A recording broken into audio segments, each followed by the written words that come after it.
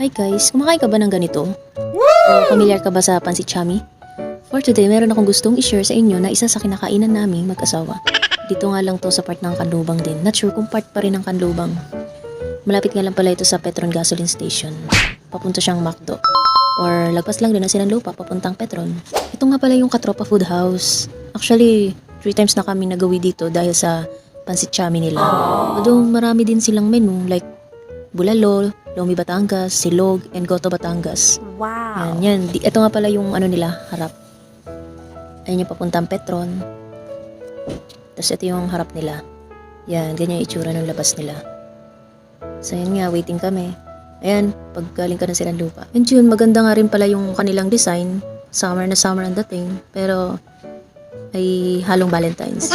So guys, ito nga pala yung in-order namin.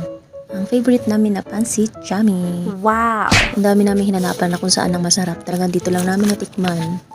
Tapos yung sa top niya may bagnet.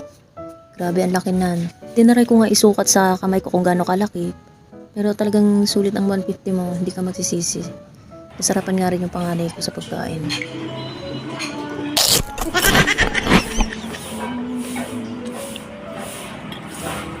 Anyway guys, huwag niyo akong pansinin dyan.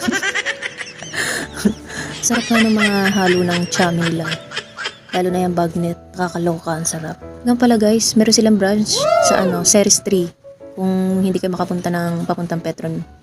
And yung pinaka main branch nila sa San Pablo, Laguna. Wow. Sa di nakakaalam, ako po'y taga Kanlubang.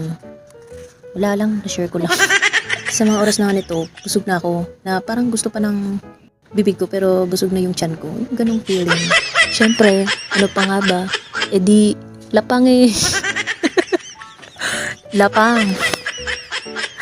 Hindi nga lang pala, ayan yung kinain namin. Bumili rin kasi kami ng pandesal. And habang nagmumotor kami, kinain namin yun. Kaya parang medyo nabusog na rin ako nung nakaisang kain na ako dyan. Pasensya na guys, nakamute yan kasi baka makapiright tayo ni Melda Papin.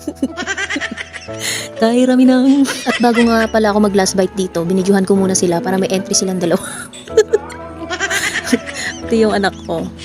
So yun, marami-rami pa yan.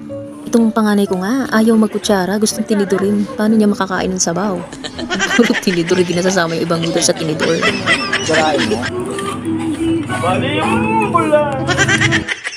So guys, tapos na nga pala kami dito. Yan, ayan yung aming pinagkainan. So paano, hanggang dito na lang guys. Salamat lagi sa panonood. Bye!